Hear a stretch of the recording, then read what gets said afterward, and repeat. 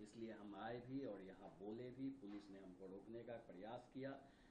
हम और बताना चाहते हैं कि नरेंद्र मोदी जो कास्ट सेंसस करवा रहे हैं वो हमारे दबाव में उनको ये घोषणा करना पड़ा है। वो स्केयर्ड हैं। कॉन्स्टिट्यूशन को मजबूरी में अपने ललाट पे लगाना पड़ता है, माथे पे लगाना पड़ता है। और ये सरकार लोकतंत्र, संविधान और माइनॉरिटी के खिलाफ है। साथ में यह भी कह रहे हैं कि ये जो सरकार है ये गवर्नमेंट अदानी और अंबानी का है, आपका नहीं है, आम आदमी का नहीं है।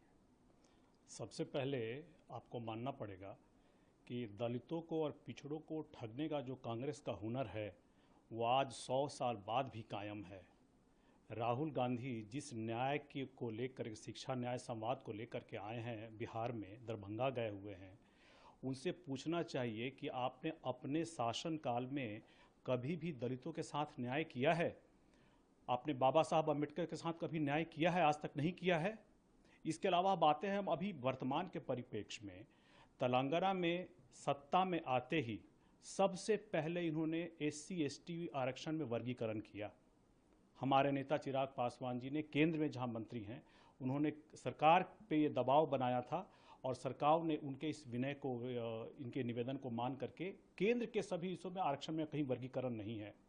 इसके अलावा जब सरकार में सत्ता में आए थे तब उन्होंने कहा था कि हम दलित को लेकर के हम 12 लाख का योजना, दलित बंधु योजना चलाएंगे। आज बताएं राहुल गांधी की कितनों दलितों को फायदा हुआ है। उन्होंने कहा था कि दलितों को घर बनाने के लिए आवास योजना के तहत उनको 6 लाख रुपए दिए जाएंगे तेलंगाना में। कितने दलितों को फायदा हुआ है। इसके अलावा भूमि पट्टे में और अनुबंध में 28% आरक्षण दिया जाएगा दलितों को तेलंगाना में। कितने लोगों को मिला है। जब ये सत्ता में नहीं होते हैं तब इनको दलित याद आते हैं, जब सत्ता में होते हैं तो दलितों के साथ जितना अन्याय करना हो पूरा करते हैं।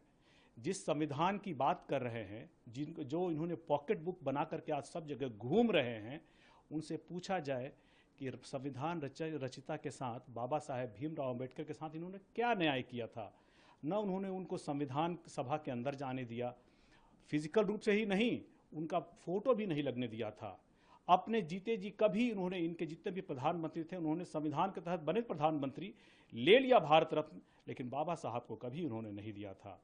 आज जब आ करके आज बिहार में ये जिसके साथ खड़े हैं, राष्ट्रीय जनता दल और तेजस्वी यादव के साथ, उनके लोगों का तो इतिहास रहा है बिहार में दलितों को सबसे ज्यादा प्रताड़ित करने का।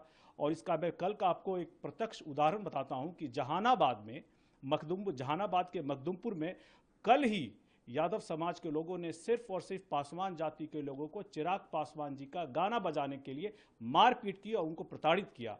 तो राहुल गांधी जी को अपना पूरा परिप्रेक्ष्य बताना पड़ेगा कि जब वो दलितों के साथ न्याय की बात करते हैं तब सरकार में रहते हुए ये न्याय की बात कहां चली जाती है, तब दलितों के साथ अन्याय क्यों होता है।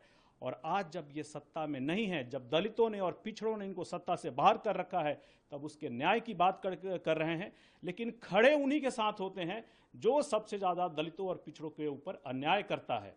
कांग्रेस और राहुल गांधी दलितों के लिए और पिछड़ों के लिए राहु है, राहु। ये राहुल गांधी नहीं, राहु है।